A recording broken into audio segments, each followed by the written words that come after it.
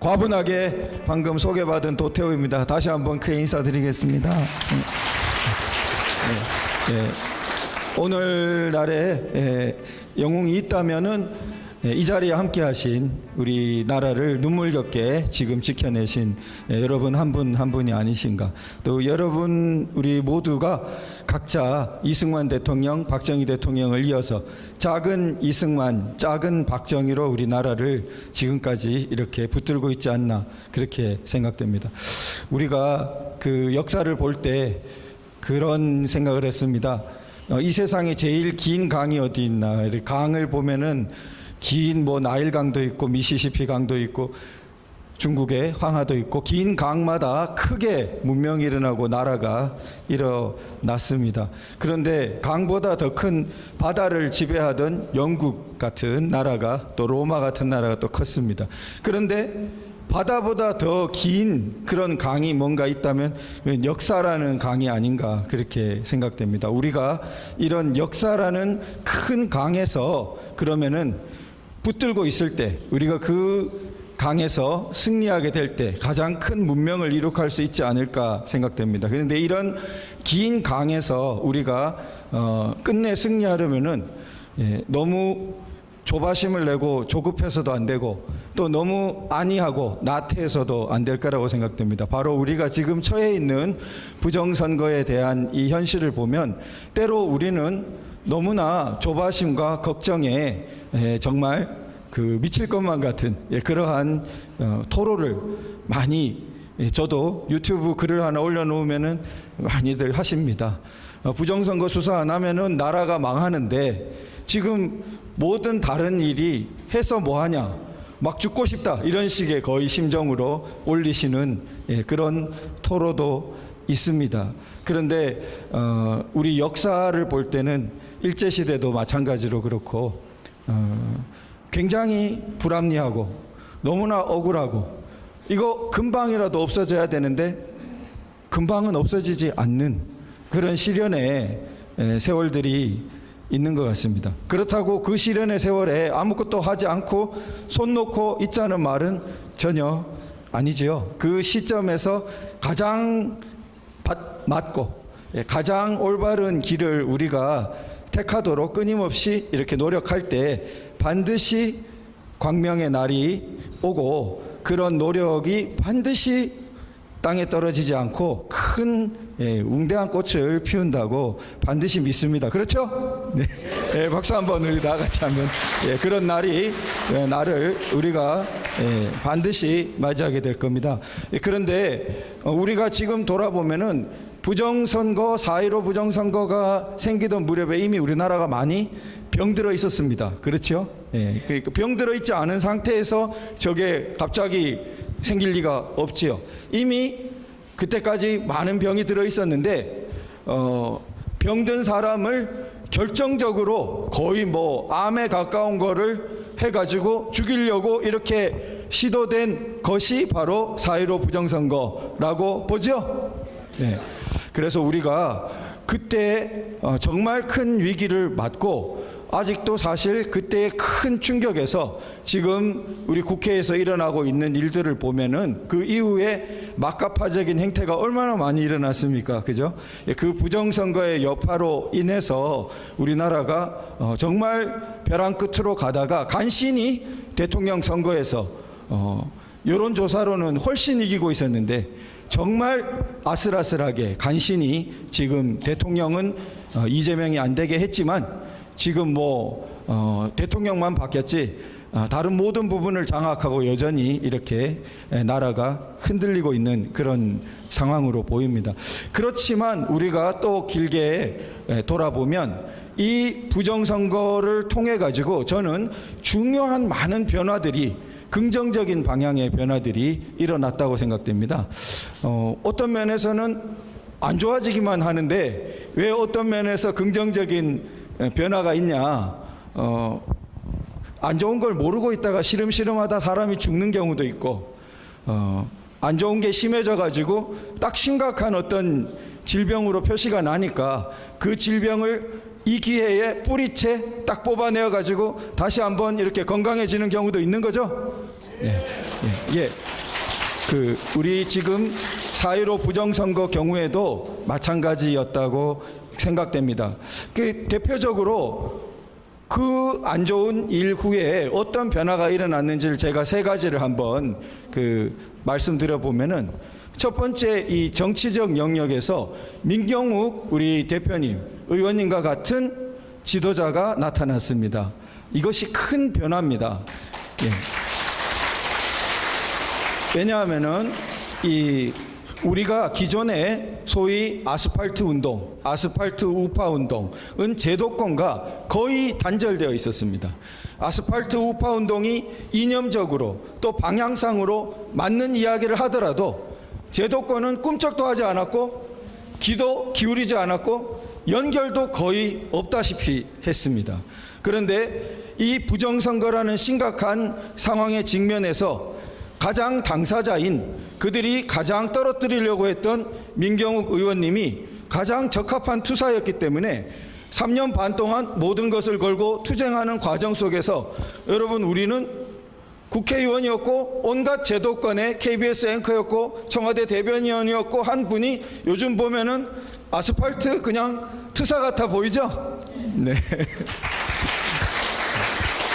이런 융합이 예전에는 없던 융합이라고 생각됩니다. 새로운 어떤 지평이 나타난 것이죠. 그러나 이 새로운 지평은 사실은 앞으로 더 많이 나타나야 되겠죠? 비단 민 의원님만이 아니고 앞으로 수많은 이런 소위 아스팔트 운동권이라고 생각했던, 우리 이념적으로 강고하게 자유민주주의를 지향하고 투쟁했던 많은 흐름이 더욱 활발하고 더욱 풍부하고 더욱 세대를 이어서 일어나서 우리나라를 정상화시키고 제대로 더욱 비약시킬 것이라고 믿습니다. 여러분 함께 믿죠? 네. 그리고 두 번째로 큰 변화가 일어났습니다. 그것은 허병기 교수님과 같은 이 저작이 나오게 된 것입니다. 사실 이 세계 전체가, 우리 흔히 듣지만 디지털, 4차 산업혁명 해서 여러 가지 말을 합니다만, 우리가 부정선거를 통해서 가장 관찰하고 있는 것은 뭐냐면 조작하기 쉽다는 것입니다. 조작하기 쉬운 세계가 열렸다는 겁니다. 편리한 반면 조작도 편리한 거죠. 그래서 예전보다 무지무지 조작이 많은, 조작하기 쉬운 그런 세계가 우리 앞에 왔습니다. 위험천만이죠. 그리고 어떤 사람들은 그 기회에 마구마구 조작하고 조작당하는 사람들을 딱 올감해 가지고 끌고 가려고 그렇게 전 세계적으로 시도될 수밖에 없는 상황입니다. 그런데 이런 상황에 직면해 가지고 사실 거기에 강하게 저항해야 될 우리 학계, 우리 진실의 보루라고, 학문이라는 게 사실 진실, 진리 이런 추구를 빼면 없는 거 아니겠습니까? 그런데 그런 거짓과 조작이 횡행하고 힘을 더해가는 세상에 맞서서 이 학계가 사실은 저항을 제대로 하지 못할 뻔했는데, 우리나라의 다행히 학계가 그렇게 다 죽지는 않아서 정교모라는 단체도 부정선거 조국 이래로 부정선거와 싸우면서 그런 교수단체가 많이 힘을 얻었습니다.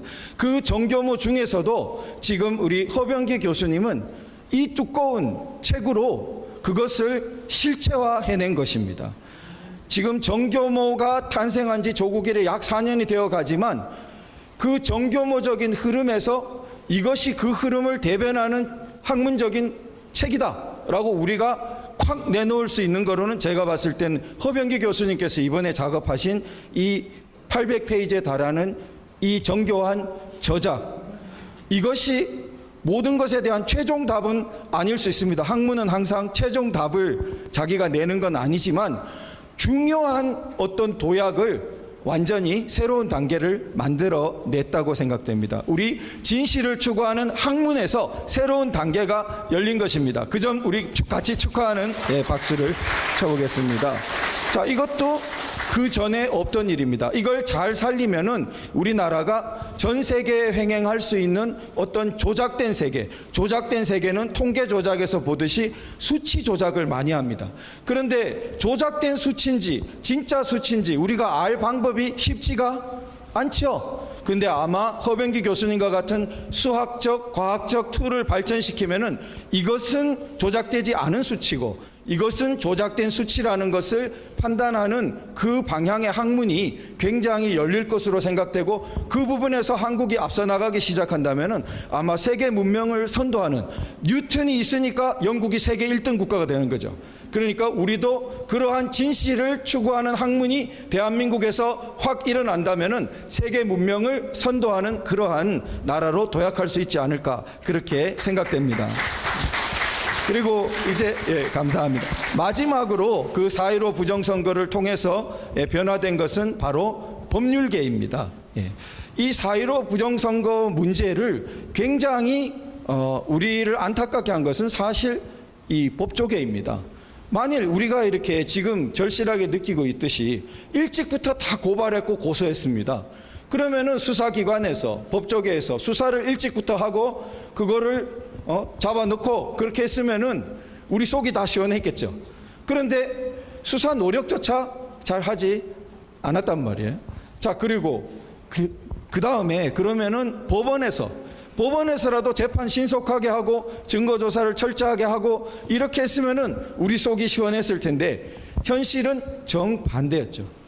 뭐 빨리 하기는커녕 최고로 늦게 하고 제대로 해주기는커녕 최고로 왜곡한, 제가 본 재판 중에 제일 왜곡이 많은 그러한 재판을 대법원의 이름으로 하는 것을 목도하게 되었습니다. 이까지 이야기하면은 법조계 안 좋아지기만 했는데 도 변호사가 뭐 법조계가 좋아진 게 뭐라는 거냐, 그걸 통해서 자유변호사협회라는 새로운 흐름이 나타났습니다.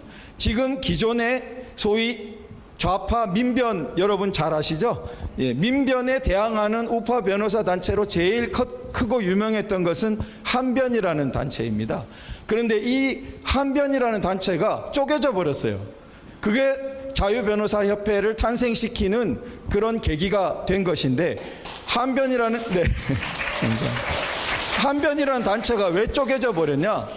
부정선거를 나는 인정 못한다는 사람들이 다수 거기에 막 포진하게 된 것입니다. 소위 우파 변호사 단체인데, 그런데 이치가 굉장히 간단한 것이, 기존의 우파 변호사 단체의 주류는 소위 전관, 고관 출신 변호사들이 많았습니다. 그러니까 우리 우파 보수다 보니까 뭐 법원장 하시고 검사장 하시고 이런 분들이 거기 가득 이렇게 계신 거예요. 그분들이 원로시고 이러니까 대부분 그런 분들이 또 좌파는 아니셨기 때문에 우파 변호사 단체를 주도하고 계셨던 거예요.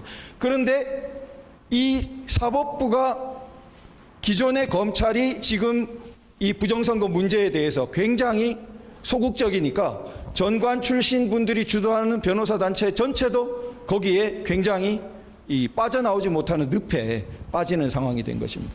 그래서 참 역설적인 세상 이치처럼 그런 자랑할 전관 없고 자랑할 나이도 없는 저나 박지원 변호사나 윤용진 변호사 같은 사람들이 그 일을 떠맡게 된 것입니다. 그러나 감사합니다. 우리가 그러한 이 고관대작을 자랑하는 게 아니라 우리가 가진 이 진실의 힘, 그리고 이 부정선거를 밝히려는 노력이 마침내 우리나라를 잘 만들어 가는데 큰 그 관문을 열게 되지 않나 생각합니다. 말씀드린 것처럼 이제 끝내려고 하는데요. 우리 부정선거라는 것이 우리나라에 가장 큰 위기를 가져왔지만, 그걸 극복하려는 우리 여러분 모두의 우리의 노력에 의해서 정치적 영역에서, 또 학문적 영역에서, 정신적 영역에서, 또 법률적 영역에서 굉장히 중요한 이 모든 영역에서 중요한 진전을 이루고 있습니다. 이런 진전의 씨앗과 싹을 잘 살려서, 저들은 우리에게 안 좋은 걸 줬지만 우리는 그걸 극복해서 더 좋은 것을 기필코 만들어 내야겠습니다. 감사합니다.